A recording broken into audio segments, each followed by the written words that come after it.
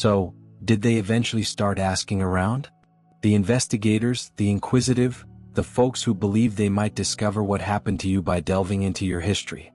But now comes the lyrical part. The truth that should have you smiling in the dark. Nobody wanted to speak. Not a single individual. They contacted the pals who had deceived you. The lovers who ruined you, the relatives who abandoned you, and the colleagues who undermined you. And everyone who believed they had broken you. So what did they get? Silence. Nervous laugh. Excuses may be awkward. Then the same sentence was spoken, like a warning inscribed in stone. Good luck. You will need it. Let it sink in. The same individuals who formerly had influence over you. They made you question your value. Who went away like you were nothing. Who smirked as they stabbed you in the back. Who applauded your downfall. Those same individuals are suddenly silent because when your name is spoken, they experience a change, a chill. They discover too late that the person they harmed was not permanently annihilated. And now they are afraid. Not of what you accomplished, but of who you become. Because retribution is loud, messy, and predictable. However, there has been evolution. Evolution is quiet and exact. And it doesn't declare itself until it's finished rewriting the whole game. They believed they knew you. They thought they had you figured out. Boxed in. Labeled. Dismissed. They assumed you were weak because you sobbed. They assumed you were vanquished because you became silent. They assumed you were broken because you stopped fighting back. However, they never understood. Their hubris and narrow little viewpoints blinded them to the fact that you were not breaking. You were not breaking. You were downloading information into your core from every betrayal, hard remark, every situation that seemed like it may kill you. You were consuming everything as data, dissecting every pattern of deception, manipulation, and fake grin. You were studying the operating system of treachery from the inside out. Each wound became a line of code. Each humiliation became a command, redefining your programming. They believed they were breaking you down. But all they were doing was troubleshooting your former self. You were studying the algorithm of human malice and mastering it in quiet. You did not respond. You recalibrated. You did not collapse. You complied. Every restless night included a system update. Every tear triggers a reset. You were being rewritten version after version into something more powerful, sharper, and immensely more aware. You were growing proficient in pain. Manipulation is second nature. Fluent in power. The system that attempted to destroy you became your textbook. You learned its logic by enduring it. And just when it thought it had erased you, you resurfaced, rebuilt, updated, and unstoppable. And now, when they hear your name, something inside them changes. Their stomach lowers. Their hands tremble. Their voices pause for a little while before they attempt to grin. Because they know. They understand the reality that gnaws at them in the dark. That they didn't just injure you. They forged you. Every betrayal. Every terrible choice. Every time they rejected your sorrow, they shaped the person who now haunts them. They did not destroy you. They made their own calculation. They created their own ghost. So let's talk about what really occurred when they began making those calls. Sending those mails. Trying to obtain information like frantic archaeologists digging out buried bones. They were searching for closure and a feeling of control. For evidence that you were still under them. But this isn't just about folks refusing to speak. It's about people refusing to recall and admitting what they saw when they looked at you after everything. No wrath, no breakdown, and no tears. Just that cold, unrelenting surgical clarity look. The one capable of freezing blood. The one that says, I see you now, I see exactly who you are, and I will never forget it. In their brains, quiet hums like static. The type of silence that shouts louder than words vibrating at a frequency they will never understand. Because that's when they knew you weren't the broken one. You were a reflection. You became their reflection. Every lie, treachery, and concealed brutality. They saw everything glaring back at them via your serene expression. That is why people cannot say your name without flinching. That's why they ignore the subject entirely. You didn't just endure them. You exposed them. This is what truly happened. They picked up the phone, paused, and then entered the message. Hey, I'm trying to figure out what occurred with so-and-so. You knew them rather well, right? What is the story? And when the response arrived, it was always the same. Look, I don't want to go into it. Just take caution. That is all I will say. Good luck. You will need it. Then there was silence. Conversation is over. Nobody wanted to be the one to explain how. Nobody wanted to confess since everyone knew. Deep down they pricked the beast. And the bear did not roar. The bear developed. You learnt their language, analyzed their customs, and then went away silently. No vengeance, no conflict. Just an absence. And that absence became the most audible thing in their universe. Because retribution was something they could comprehend. Silence. They cannot. Revenge is the conclusion of a narrative. Silence rewrites it. And you failed to provide them with closure. You made them unsure. You left them to deal with their guilt, revisiting every moment, wondering what version of you is out there now and if they'd recognize you if they saw you again. They want control. They needed a basic tale that they could repeat. Oh yes, they went nuts. They were unable to manage it. They are resentful now, but they can't admit it since it is a lie. The reality is you handled it much better than they could. You didn't just survive. You have transcended. You did not collapse. You changed. You polished treachery into discipline. You turned pain into clarity. You took seclusion and transformed it into independence. You did not merely ascend. You climbed. Now, when they see you or simply hear your name, there is a flash in their eyes, a subtle terror that belies the serenity on their face because they understand they are not looking at the same person. They are staring at someone who has gone beyond their comprehension. Someone who has reached a level beyond which they are unable to go. You don't operate in the same emotional economy anymore. You are in another realm totally. Ascension is irrevocable. Once you learn to breathe at a greater altitude, you can't go back down. So let's be specific. Let's speak about the ex who cheated because they assumed you would never leave. The buddy that told falsehoods to make themselves feel superior to you. The employer who humiliated you to satisfy their own insecurities, and the parent who abandoned you because your power made them feel tiny. What happens if you ask them? So what happened with you two?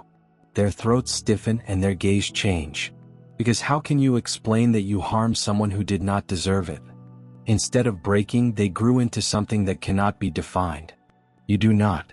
You deflect. You mumble. You're lying. Because they know the truth. They did not destroy you. They awoke to something they should not have touched. Something old, something sovereign. You didn't get chilly. You became evident. You did not lost your heart. You learned to guard.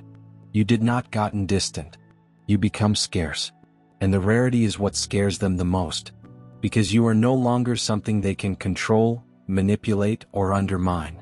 You have become the lesson. They'll recall you in shards, in the quiet times between their lives, and in the remorse that sneaks in at night. They'll remember the expression in your eyes, the silence in your voice, and how you didn't flinch as everything came apart. Because you were not falling. You were climbing. And once you soar, once you learn to live in truth rather than reactivity, you are no longer a character in their drama. You become the end. How can you say that you anticipated someone to fully shatter, weep, plead, or break down so you could feel justified in what you did? But instead, they dissolved into quiet and reappeared as something you can't even describe. How do you tell anyone? I pushed them too far and now I am unable to sleep. I see their faces every night. Not furious or wounded. Just be calm. Cold. Aware. They seem to have progressed beyond me. As if I'm the one stranded in the ruins of my own actions. You cannot say that. There are no words that make it seem fair. So instead they wish you good luck. Those two words appear innocuous. But there is an undertone of terror. This is not a goodbye. It's a confession disguised as etiquette. It's code saying I have no idea what they've become, but I know I don't want to be on the wrong end of it. And this is something they will never confess. You did not raise a finger against them. You did not send a message, share a rant or vent dirty laundry. You did not threaten. You did not desire vengeance. You just changed. You withdrew your energy, restored your power, and switched to an entirely new frequency. You began functioning from quiet rather than response. You didn't seek closure. You became it. That's what scares them. They may gain control via conflict. They can manipulate conflict, turn it into another performance, and reframe the tale to make themselves seem as the victim, but they cannot alter behavior that leaves them defenseless. You cannot debate with someone who has outgrown you. You cannot control someone who has developed immunity to your turmoil. They expected you to yell. Instead, you remained motionless. They expected you to seek vengeance. Instead, you created a new life. They anticipated to see your sorrow on show. Instead, you disappeared from their universe. The stillness and absence grew terrible, because change is quiet. It makes no attempt to proclaim itself. It just alters the atmosphere around you, until your absence becomes a reminder of everything. They lost. The fact that keeps them up at night is straightforward. They harmed someone strong and didn't recognize it until too late. They regarded your empathy as weakness, your patience as subjugation, and your forgiving as consent. And by the time they realized who they were dealing with, the damage was permanent. You'd already developed. You'd already reinvented yourself from the inside out. You'd become someone they couldn't touch, could not read, could not reduce. Now let us discuss about that term. Good luck. You will need it. On the surface, it seems dismissive, even condescending. But deep down it is a surrender. A white flag wrapped with irony. This is not a joke. It's a guilt-ridden warning. When they say that, they are understanding they have lost control of the story. What they truly mean is that I don't know who they are anymore. The version of you they remember, the one who tolerated her, trusted too readily, and attempted to repair everything, has gone. And what is your current position? Someone they cannot manipulate, cannot predict, cannot be defeated. Someone who absorbed all betrayals. Every scar became a strategy, and every grief became a source of strength. That is not arrogance. That is the physics of evolution. You were formed under strain. They could not have lived. They were playing with matches. And you became the flames as they plotted for confirmation. You were observing patterns as they were chatting. You were growing. You learned to transform your agony into accuracy, and your sadness into progress. You gave up attempting to show your value to individuals who couldn't perceive their own. And the outcome? You have reached a frequency that they are unable to listen into. You became untouchable. You constructed altitude, not barriers. Imagine the situation. Someone who has betrayed you is asked about you. Maybe a common buddy is catching up. Perhaps a new member in your group is doing their homework. Perhaps even a prospective employer partner or collaborator, trying to make sense of your history. Suddenly their chest tightens. They freeze. They pause because they are aware that every word they utter is a reflection of themselves. They can't criticize you without seeming sour. They cannot lie without admitting their guilt. They can't speak the truth unless they admit what they did. So they deflect. I don't really want to discuss it. Just take caution. They are different today. And what they truly mean is that I am no longer who I was after seeing them. They aren't alerting people about you. They are warning people about themselves. They claim I met someone who transformed anguish into power. And now I live with the recollection of it. Because when you shift like that, you become a mirror for everyone who is still in denial. You mirror what they refuse to confront. You reveal every lie they tell themselves in order to live. And the reflection. It is awful. This is the bit they won't utter aloud. When they see you today, whether it's a fleeting glance, a snapshot online, or just hearing your name, the world around them pauses for a time. There's a glimmer of familiarity coupled with skepticism. You aren't performing anymore. You are not explaining, defending, or proving. You are not asking to be understood. You have entirely disconnected from their realm. And that estrangement is the most severe kind of vengeance. Because you didn't suddenly stop caring. You stopped experiencing the same emotional reality. They look at your eyes first. That unnerving stability, that calm, grounded assurance that cannot be faked. You are not chilly. You are composed. You are not bitter. You're beyond it. You're not looking for validation. You represent validation. You carry yourself as if you don't need the rest of the world to understand you since you know yourself. That's what bothers them the most. The silence and tranquility. Because peace equals power. They never expected you to locate it. And when people speak about you now, there's an energy in the room, an unsaid burden. People have a feeling that there is more to your tale than has been shared. They can sense it in the way your name floats in the air. Even in the hesitation of those who have mistreated you, Your quiet deserves respect. You've evolved into something unique and inexplicable. You are not part of their history. You are their incomplete lesson. You are the unexpected outcome. The quiet after the storm was really the storm itself. You've become the epitome of what occurs when grief meets purpose. When loss meets evolution. When quiet meets power, they are unable to classify you since you are no longer a chapter in their tale. You are the complete rewriting of it. You don't haunt them for revenge. You haunt them because you survived in a manner they don't understand. You transformed their treachery into your rebirth. You didn't just go on. You have transcended. And now they'll spend the rest of their lives trying not to remember what they've lost. All while silently obsessed by the notion that they once knew someone who rose to amazing heights. And they were the reason you still exist today with unwavering vigor. A constant, quiet power that does not have to prove anything to anybody. It is not pride. It's not chilly. It's clarity, that quiet, methodical certainty that says, I know who I am and you don't have to understand. That, more than anything, frightens those who only feel strong when someone else is unsure because they thrive on control, responses, and the turmoil they can produce in others. But you starve them. You take the oxygen out of their fire. You gave them nothing to feed on. Your strength is not permitted to be performative, which requires an audience. It's not the sort that flaunts or asserts itself. It's intertwined into your very being. Quiet yet unmistakable. It does not collapse when tested. It does not beg for validation. It simply is. It's the type of power that alters the mood when you enter a room. People cannot articulate it, but they experience it. That gravitational pull, that constant concentrated energy, causes individuals to reflexively move back. They realize that you are no longer someone they can influence or control. They feel little around you. Even if you don't say anything, it's because you don't. And that's when they realize what's happening. They were never in your league. They never were. They just misunderstood your generosity for naivety. You have empathy for vulnerability.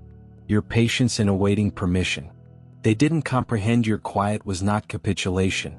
It was an observation. And now, looking back, they see they weren't dealing with someone delicate. They were facing a strong opponent. Someone who just chose moderation over Ritalin. So, yeah, they began asking around. They wanted to know what happened to you, where you went, what you were up to, and who you had become. But no one wanted to chat. Because communicating requires remembering. And remembering implies guilt.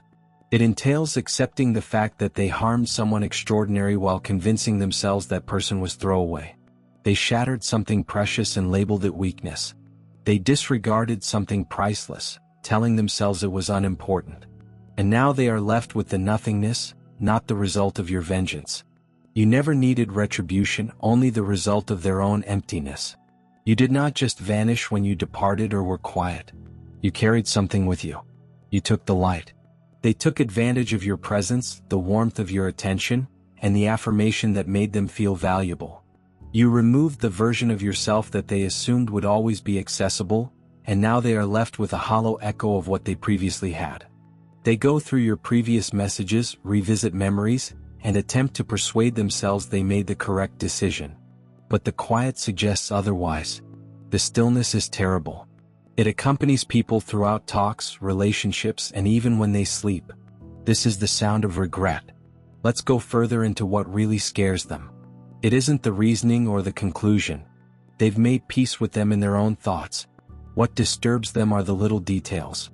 They realized you stopped browsing their profiles when they discovered you no longer responded to their pounding or cringed at their efforts to irritate you. They couldn't believe it when they learned you were prospering, since according to their version of the tale, you should have been shattered. You were intended to fade, spiral, and require them. Instead, you disappeared entirely from their narrative, and the plot lost form without you. Then someone spoke your name in passing and their body betrayed them. Her jaw stiffened. A forced chuckle. That stinging tiny pain behind the ribcage. They are unable to explain away. It is not rage. It's something far more caustic. Regret is intertwined with fear. Because they know deep inside that they killed something pure, true, and unworthy of the evil they inflicted upon it. They exchanged honesty for ego, love for power, and connection for control. And now they're troubled by the idea that they previously had access to something special, but wasted it for nothing. For a transient high. For validation and enjoyment. They now worry whether you think about them or miss them. But silence speaks for you. You do not. And that reality gnaws at them because if you despise them, they could live with it. Hatred keeps them relevant. But your apathy, your tranquility, is intolerable because it is the ultimate judgment. Peace implies they are no longer present in your emotional environment. It indicates they completely lost their hold. And this is something their ego cannot accept. But don't romanticize the process of becoming untouchable. It was not easy. At first it seemed lonely. It was disorienting. You continually questioned yourself. You replayed each encounter and statement, wondering whether you were the issue. Maybe you were very passionate, too deep, or too much. You told yourself you should have been smaller, gentler, and easier to love. But then something changed slowly. You realized that being too much for folks who never had enough was not a weakness. The truth is exposing itself. You know that being misunderstood by shallow minds serves as a kind of protection rather than punishment. And the individuals who went away did not reject you. They were withdrawing themselves from a frequency that they couldn't tolerate. They were trimming the walkway in front of you, creating room for something better, more aligned. Every heartache, every betrayal, every setback was a redirection, not a failure. They believed they were breaking you, but they were really molding you, chiseling away everything that wasn't necessary. And once you recognized it, you accepted that everything that followed was meant to. You stopped worrying about their views. You no longer need their closure. Because the past is where they reside. And you have outgrown that realm completely. Which leads us back to the phrases that reverberate with every mention of your name. Good luck. You will need it. It is not casual. It is not humorous. It is capitulation disguised as sarcasm. Fear and code. When they say this, they truly mean that I no longer comprehend them. It is their way of admitting that they have lost access. That the person they once controlled, belittled, and underestimated has become unrecognizable. This is an unsaid acknowledgement. I harmed them, and instead of breaking down, they evolved. And now I'm terrified of what it signifies. They can't put it into words, but they can feel it. You're functioning on a wavelength that they can't perceive. You are playing a game that they no longer comprehend. And that scares them since metamorphosis does more than simply alter your appearance. It alters what you exude.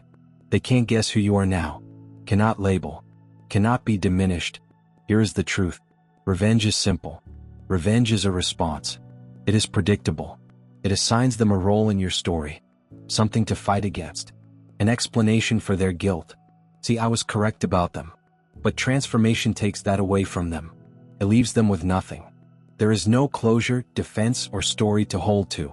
Just the stillness of your absence and incontrovertible proof of your development. And the hush. It is louder than any revenge could possibly be. Your article is punishment. Your success is the result. They never planned for your existence. Now, the way you carry yourself, the way you live without concern, is living confirmation of their error. You aren't attempting to make them regret it. You merely represent their remorse. Every motion you make in freedom, every moment of silent bliss, and every smile you give will never be seen again. It all hurts deeper than any retribution ever could. And it is the core of real power. Not rule or control, but separation. The sort of power that doesn't seek attention because it demands it naturally, the kind that doesn't beg to be recognized because it exudes respect. You've gone far beyond their comprehension. You became untouchable because you created wings, not walls. And now, every time they think of you, they are reminded of a single tragic reality. They saw your quiet as weakness and your distance as defeat. But you were not disappearing. You were changing. And by the time they knew it, you had already ascended beyond their grasp, leaving them to drown in the void they created. They are vengeful. They are manipulative. They are harmful to the core individuals who feed on controlled chaos and the appearance of power. They desire reactions because they feel validated. They need to understand that they may still make you cringe, still pulling the strings, still takes up place in your head. But when you offer them nothing, there is no fury, closure, or explanation. When you just develop and go on without saying anything, you deprive them of all they rely on. You deprive them of their favorite drug, your suffering. You take away their capacity to present themselves as the victim. You shattered the false narrative that made them feel superior. So what's left? They were exposed, defenseless, and forced to confront the stark reality that they had wounded someone who did not deserve it. And that individual didn't just survive. They became lovely even without them. The truth is toxic. It eats away at them in quiet and silent times that they have no control over. It gnaws at their confidence, identity, and carefully crafted falsehoods. They may seem unconcerned, but this is really for show. The truth always emerges late at night, when distractions recede and they are alone with their thoughts. It strikes the dull, unrelenting agony of awareness. They were the antagonists in a tale they convinced themselves they were winning. So what are they doing? They warn people not because they care about anybody else's safety, but to protect themselves. They erect fences of half-truths and coded language around your name. Because if someone new comes near to you and sees you for who you are today with your power, serenity, and quiet strength, they may begin to ask questions. They could connect the dots. They could recognize that the person these so-called warnings are about is diametrically opposed to the picture your past tormentors presented. They could recognize you as the light in that scenario. The genuine one, the steady one, the one who cared. And this scares them because the focus moves and the falsehood unravels. Then everyone sees them for what they really are, little, afraid, and shallow. Instead, they act as cowards usually do. They deflect. They say things like, "Good luck," as if they're giving guidance, but it's really a projection. That sentence does not provide protection. It's a confession. They said I needed luck to cope with them, yet I still failed. They are whispering even if they are unaware of it. They were overwhelming for me. Not because they were harmful, but because they existed. Let us be honest, they were never prepared to manage someone like you. You were always the storm. And they were the kind of individuals who believed thunder was simply noise until it struck too near. You were intense. Authenticity. Rawness. And they misunderstood this for a threat. They want control. And you told them the truth. They sought supremacy. And you gave them depth. They want an ego boost. You also provided them mirrors. Do not lie. That is what destroys individuals like them. Not rejection or loss, but introspection. You revealed who they were, and they've been hiding from that picture ever since. Let me tell you something about folks who are unwilling to speak about you. They aren't defending your reputation. They are defending their own weakness. To say your name would be to open the door to memories they had buried. It would entail acknowledging that they were incorrect about you. It would imply confessing that they misunderstood someone who turned out to be everything they professed to want but couldn't manage when they got it. It would entail admitting that the issue wasn't you but them. And that kind of responsibility demands self-awareness, which they lack, so they remain mute. They avoid queries. They pretend not to recall. They say, "I don't want to talk about it," and hope that concludes the topic. But in that quiet, in that evasive unease, they reveal the whole narrative. Their avoidance is a confession. Every uneasy chuckle, topic shift, each uncomfortable pause. It's all confirmation that you're still on their thoughts. You dwell rent-free in the calm places of their conscience. And in that stillness you win. Not because you fought, but because you overcame the desire to fight. You developed. You became something they couldn't touch, classify, or describe. You surpassed the level they are still stuck at. And it is the ultimate success. Instead of vengeance or validation, seek peace. Here's what's going on right now. Whether you realize it or not, your name is being circulated across rooms you've never been.